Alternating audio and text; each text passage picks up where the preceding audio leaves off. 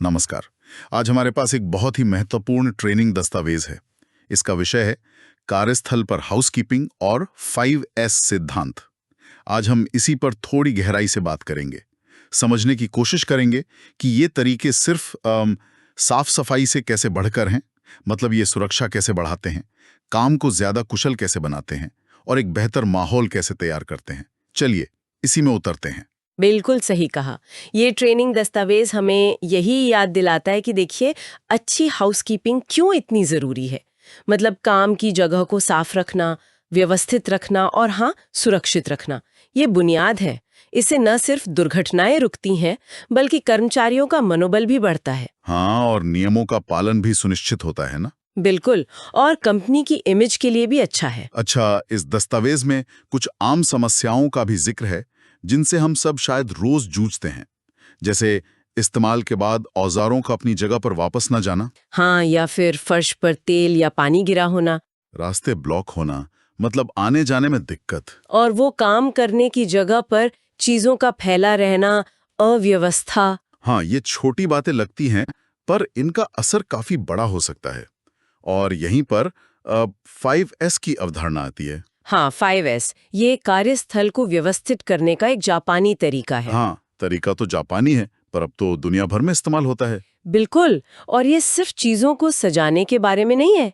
जैसा ट्रेनिंग दस्तावेज में बताया गया है, 5S असल में लीन पहलुओं को सपोर्ट करता है। लीन यानी बर्बादी कम करने वाले तरीके। हाँ, वही, और साथ ही गुणवत्ता और सुरक्षा, इन सब को बेहतर बनाने में मदद करता है। ये एक पूरा नजरिया है, एक सिस्टम जिससे काम ज्यादा इफेक्टिव होता है, बर्बादी कम होती है और कर्मचारियों में भी एक जिम्मेदारी की भावना आती है। तो ये 5S है क्या असल में? एक बार जल्दी से देख लेते हैं जो इस ट्रेनिंग दस्तावेज में दिया है।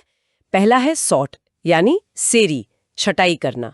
जो जरूरी नहीं उसे हटा दो। बिल्कुल, गैर जरूरी चीजों को काम की जगह से हटाना। फिर दूसरा set in order, site on, चीजों को सही जगह पर रखना। हाँ, हर चीज के लिए एक जगह और हर चीज अपनी जगह पर। हाँ, ताकि ढूंढने में वक्त न लगे। तीसरा शाइन, सैसो, चमकाना, मतलब रोजाना सफाई और देखभाल। ये सिर्फ सफाई नहीं, एक तरह से इंस्पेक्शन भी है।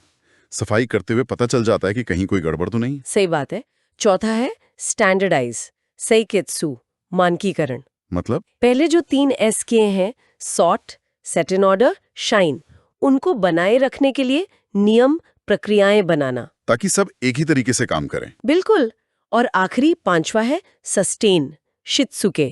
यानी आत्म अनुशासन, इन अच्छी आदतों को बनाए रखना और लगातार सुधार करते रहना। हाँ, और इस ट्रेनिंग दस्तावेज की एक मजेदार बात पता है क्या है? क्या?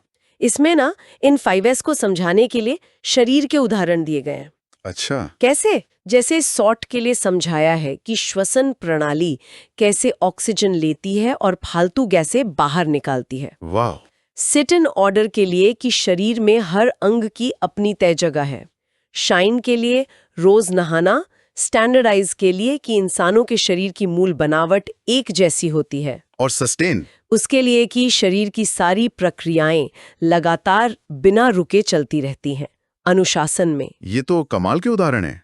इसे समझना काफी आसान हो जाता है ना। हाँ बिल्कुल, कॉन्सेप्ट एकदम क्लियर हो जाता है। तो अब सवाल ये है कि ये सब लागू करने से होता क्या है, फायदा क्या है? फायदे तो कई हैं और ट्रेनिंग दस्तावेज में साफ साफ बताए गए हैं। सबसे पहला और सबसे जरूरी, बेहतर सुरक्षा। हाँ, कम दुर्घटनाएं, कम चोटें। बिल्कुल। फिर क्योंकि सब कुछ व्यवस्थित है तो काम तेजी से होता है, कुशलता बढ़ती है, प्रोडक्टिविटी इंप्रूव होती है, समय की बचत होती है। हाँ, और एक और बात, जब काम करने की जगह साफ सुथरी और व्यवस्थित होती है तो कर्मचारियों को भी अच्छा लगता है, उनमें अपनेपन और गर्व की भावना आती है। सही कहा। तो फिर ये जिम्मेदारी किसकी बनती है? क्या ये सिर्फ मैनेजमेंट देखेगा या कोई एक डिपार्टमेंट? नहीं नहीं, बिल्कुल नहीं। ये ट्रेनिंग दस्तावेज इसी बात पर जोर देता है कि ये सबकी मिली जुली जिम्मेदारी है। हर कर्मचारी की जिम्मेदारी है कि वो अपना कार्यक्षेत्र साफ रखे, 5S के नियमों का पालन करें। अच्छा। सुपरवाइजरों का काम है निगरानी करना, देखना कि सब ठीक से हो रहा है, ऑडिट करना। और EHS टीम? हाँ, EHS टीम यानी एनवायरनमेंट, हेल्थ और सेफ्टी टीम, उनका काम है ट्रेनिंग देना, मार्गदर्शन करना, मदद करना। और मैनेजमेंट? मैनेजमेंट का रोल है संसाधन उपलब्ध कराना, जरूरी चीजें मुहैया कराना और सबसे जरूरी इस 5S की संस्कृति को बढ़ावा देना, उसे सपोर्ट करना।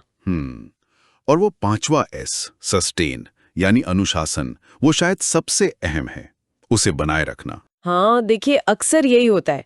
पहले 3S तो जोश जोश में वो जाते हैं, सॉर्ट, सेट, शाइन, स्टैंडर्डाइज भी कर लेते हैं, पर उसको बनाए रखना, सस्टेन करना, वो सबसे मुश्किल होता है। सही बात है, आदतें बनाना और उन्हें बनाए रखना। बिल्कुल, जैसा हम ट्रेनिंग्स में भी अक्सर कहते हैं, इसके लिए लगातार प्रयास चाहिए। नियमित ट्रेनिंग, नियमित ऑडिट, साफ सुथरी प्रक्रियाएं। शायद कुछ विजुअल कंट्रोल्स जैसे निशान लगाना या लेबल लगाना। हाँ, वो भी।